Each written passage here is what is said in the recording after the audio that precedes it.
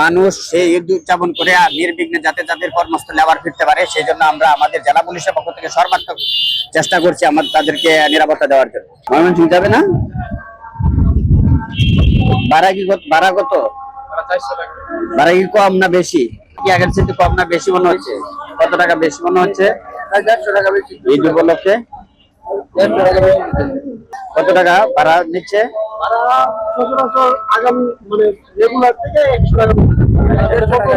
কোথা থেকে আসছো ভাই? এখান থেকে উঠছো। ভাড়া কত টাকা? 150 টাকা। ভাড়া কি বেশি নাকি কম? মোটামুটি মানে ঈদ উপলক্ষে এরকম সীমিত। ঈদ উপলক্ষে সীমিত, আগের তুলনায় সীমিত হয়ে আছে। আপনারা কি খুশি নাকি বিরক্ত?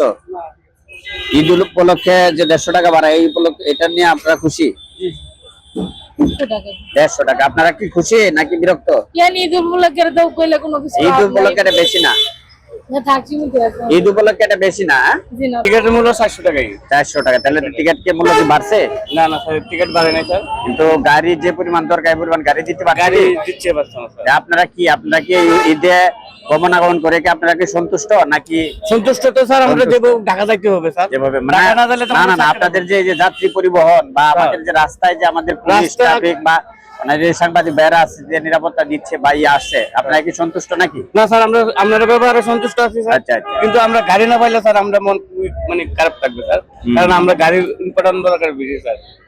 ভাড়া বেশি নিচ্ছে না? না, ভাড়া নিচ্ছে না বেশি স্যার।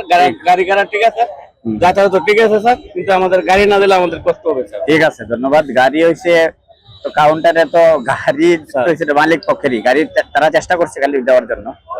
ঠিক আছে, টিকিট পাই না তো, টিকিট পাচ্ছেন না। ভাড়া কত এমনি নিচ্ছে? ভাড়া তো 400 টাকা মতন। 400 টাকা। আগে কত ছিল? আগে 400 টাকা ছিল। আগে 400 ছিল। ভাড়া কি বাড়ছে? বাড়ে নাই। আমি নেত্রকোনা বাস স্ট্যান্ড পরিদর্শন করলাম, যাত্রীদের সাথে কথা বললাম এবং সিএনজি যাত্রী এবং বাসের যাত্রীদের সাথে কথা বললাম। তারা বলছে যে আমাদের যে পুলিশ সহ অন্যান্য যে নিরাপত্তা আছে, নিরাপত্তার প্রতি তারা খুবই সন্তুষ্ট এবং তাদের যে ভাড়ার বিষয়টা বিগত সময়ের চেয়ে তারা দেখছে যে ভাড়াটা বেশি বাড়ে নাই। আগে যা ভাড়া ছিল, স্বাভাবিক সময়ে যে ভাড়া ছিল, বর্তমানে একই ধরনের ভাড়া আছে। তারা এই বিষয়ে সন্তুষ্ট।